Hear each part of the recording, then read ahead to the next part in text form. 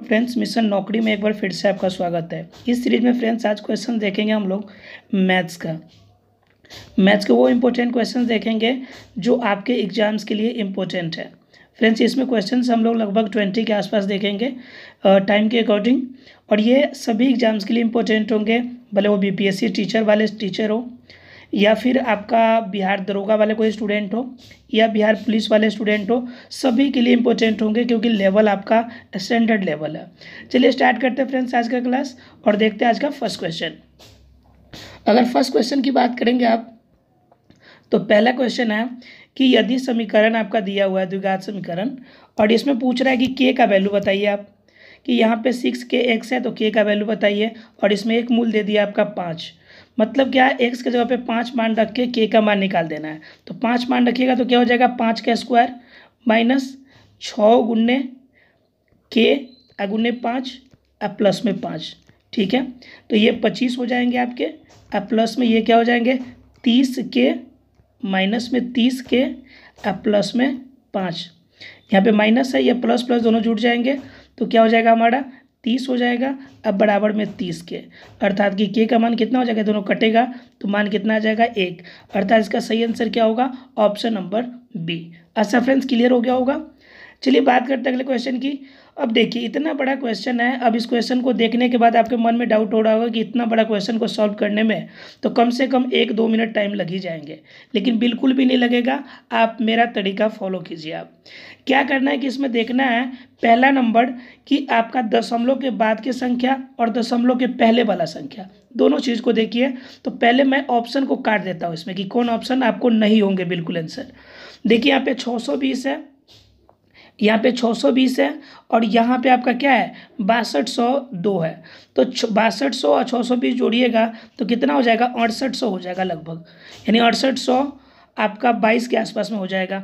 अब देखिए इसमें 58 दिया हुआ है, ऑप्शन गलत हो गया। 67 दिया हुआ है, ऑप्शन गलत हो गया। अब आपके ऑप्शन 2 ही बचे हैं, इन दोनों में से कोई सही आंसर होगा। क्लियर है। तो इस तरह से 2 ऑप्शन आपके निकल गए। अब देखिए क्या करना है, दशमलव के बाद की संख्या देखनी है। दशमलव के बाद की संख्या जो होती है सिर्फ उनको जोड़ना है आपको। कैसे जोड़ना है वो तरीका मेरा अपना होगा। देखिए 5 है, लास्ट में 5 है, 5 लिख दीजिए। फिर उसके बगल में 2 है, 5 और 2 दोनों जोड़ दीजिए, 7 हो जाएगा। फिर 5, 2 और 0 को जोड़िए, तो 5, 2, 7 और 0 जोड़िएगा तो फिर 7 होगा। फिर क्या होगा 5, 2, 7 और 2 9 हो जाएगा। फिर 5, 2, 7 और 2 9 और 6 15 हो जाएगा। तो कितना हो गया, दशमलव के बाद आएंगे 5 9 7 7 5, तो 5 9 7 7 5 यहाँ पे दिख रहा है, तो ये आपका आंसर ऑप्शन नंबर बी सही हो जाएगा। फ्रेंड्स ये ट्रिक तब लगेगा जब दशमलव के बाद लगभग सारे संख्या जो एक ही हो। देखिए इसमें पूरी संख्या एक ही है, एक ही संख्या के दशमलव के आगे पीछे की बात है, इसलिए संख्या फॉलो होगा। लास्ट से सिर्फ जोड़ते आपको चले आना है। क्लियर है फ्रेंड्स। चलिए देखते हैं अगले क्वेश्चन की बात करते हैं। अगले क्वेश्चन की बात करते हैं तो कहता है कि 2n × 5m कि अगर n और m का मान अगर ऋणात्मक नहीं हो तो इस कंडीशन में दशमलव विस्तार कैसा होगा।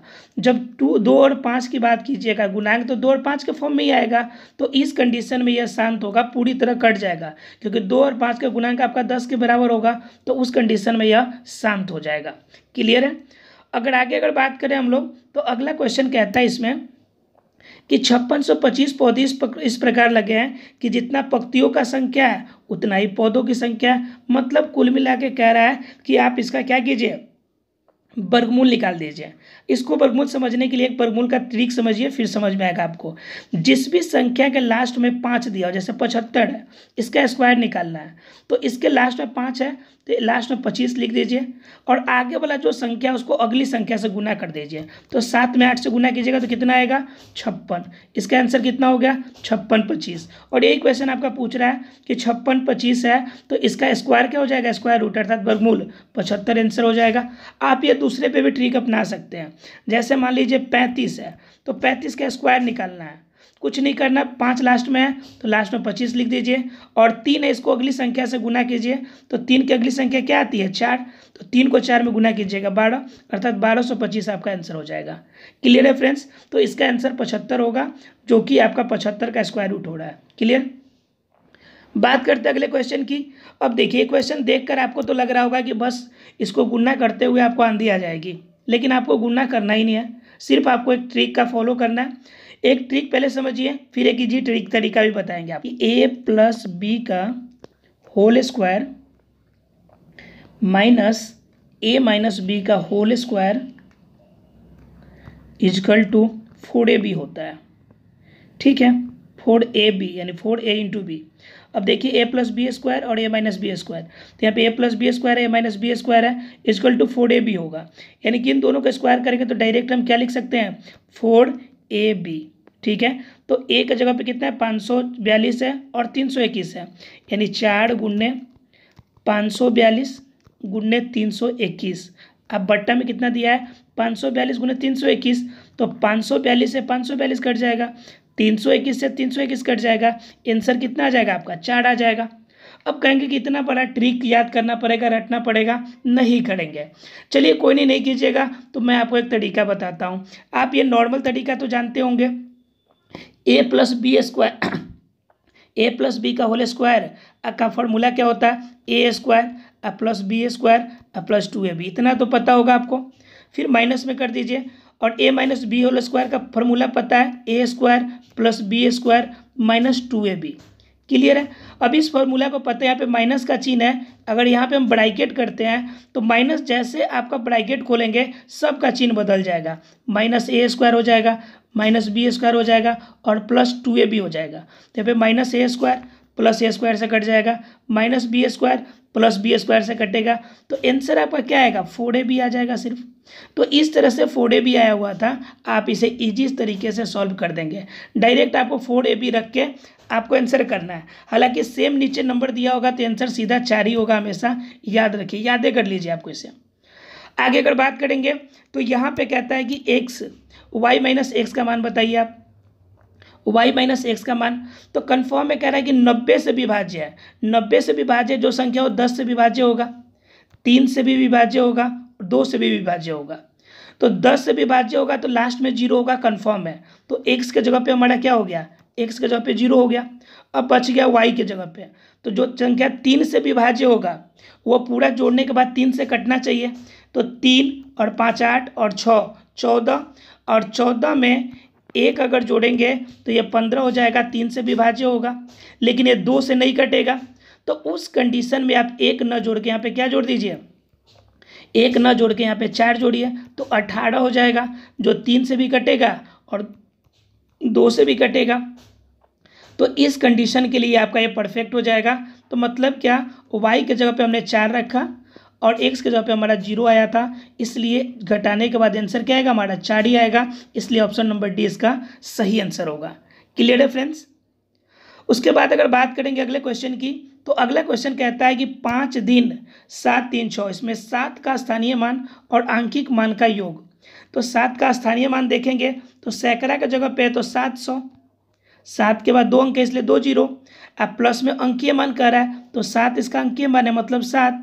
तो इसको क्या करना है, इसको क्या करना है, आपको जोड़ना है। तो जोड़ने के बाद कितना आंसर आएगा, 707 आएगा। आंसर जोड़ने के बाद कितना आएगा आपका, 707। क्लियर है फ्रेंड्स। ऑप्शन नंबर बी इसका सही आंसर होगा। बात करते हैं अगले क्वेश्चन की। अब कह रहा है कि इसमें अनुपात निकालने के लिए, अब अनुपात में कन्फ्यूजन होता है आपको, तो सिंपल देखिए, जिसके सामने जो दिया है बस वही रहने देना है। 2a के सामने 3b दिया हुआ है, तो समझिए a के सामने 3 है और b को नीचे ले आइए। देखिए ध्यान से, a बराबर a के सामने कितना दिया है, 3 दिया है तो 3, और b के सामने कितना दिया है, 2, तो b के बराबर 2। क्लियर है। a के सामने 3 है, b के सामने 2 है, तो हमने सिर्फ इसके बराबर सामने आमने सामने कर दिया। आगे देखिए यहाँ पे 3, b के सामने 4 है, b के सामने 4, और c के सामने कितना है, 3 है, तो c के सामने 3। अब देखिए एक जगह b का मान 4 है, एक जगह b का मान 2 है, तो दोनों मान को सिर्फ बराबर कर दीजिए। तो यहाँ पे 4 लाने के लिए कितना से गुना करना पड़ेगा, 2 से, तो 2 से गुना कर दीजिए दोनों में, तो ये हो जाएगा 6, ये हो जाएगा 4 और ये हो जाएगा 3। तो आंसर क्या हो जाएंगे, a का जगह पे 6, b की जगह पे 4 और c की जगह पे 3, अर्थात 6 4 3, ये आपके आंसर हो जाएंगे। क्लियर है फ्रेंड्स। ये अनुपात का आप जब बराबर करेंगे तो आंसर इसी फॉर्म में आ जाएगा, इजी वे से आएगा, आप इसे ट्राई करेंगे। अब कह रहा है कि एक सम चतुर्भुज है, इसके 2 विकर्ण दिए हुए हैं, ये समचतुर्भुज है और विकर्ण दिए हुए हैं। इनके विकर्ण हमेशा लंबवत काटते हैं, अर्थात कि लंब पे काटते हैं, अर्थात समकोण त्रिभुज बनाते हैं। तो क्या कह रहा है कि 8 और 6 है इनके विकर्ण, तो इसका आधा आधा करेंगे तो 8 का आधा कितना हो जाएगा 4 4, और 3 का आधा 6 का आधा कितना होगा 3 3, तो एक भुजा 4 और एक भुजा 3, और ये समकोण त्रिभुज है। तो इसके कह रहा है कि कर्ण का भुजा, बड़ी वाली भुजा का निकालना है मान, तो क्या हो जाएगा कर्ण स्क्वायर बराबर क्या होता है लंब स्क्वायर प्लस आधार स्क्वायर। कर्ण स्क्वायर बराबर क्या होता है लंब स्क्वायर और प्लस में आधार स्क्वायर।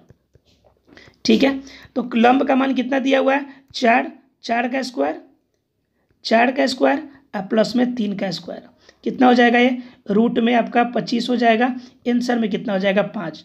अब पूछ कह रहा है कि भुजा का वर्ग करके बताइए, तो 5 का वर्ग कीजिएगा तो कितना आंसर आएगा 25, जो कि ऑप्शन नंबर ए है वो सही जवाब हो जाएगा। क्लियर है फ्रेंड्स, ये नियम याद रखिएगा कि समचतुर्भुज जब भी काटेगा वह हमेशा लंब आपका क्या करता है एक लंब पे काटता है। ठीक है, आगे अगर बात करेंगे अगले क्वेश्चन की तरफ, तो कह रहा है कि 500 सैनिकों का खाना 24 दिन का है, अगर 300 आदमी और बढ़ गए तो भोजन कितने दिन तक चलेगा। तो 500 आदमी मान लीजिए कि खा रहा है, ये तो 24 दिनों तक खाएगा, मतलब टोटल खर्चा इतने रुपए का हो रहा था। अब क्या हो गया 300 आदमी और बढ़ गया, तो 500 पहले से थे और 300 और बढ़ गया, तो टोटल कितना हो गया 800।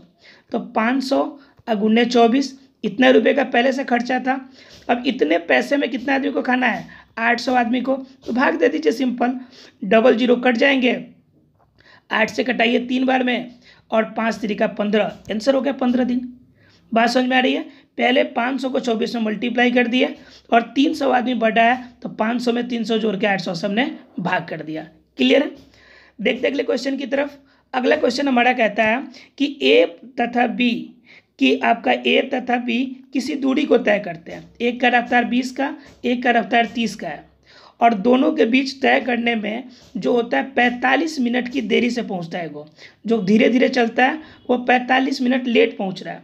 तो कह रहा है कि बताइए दूरी कितना है।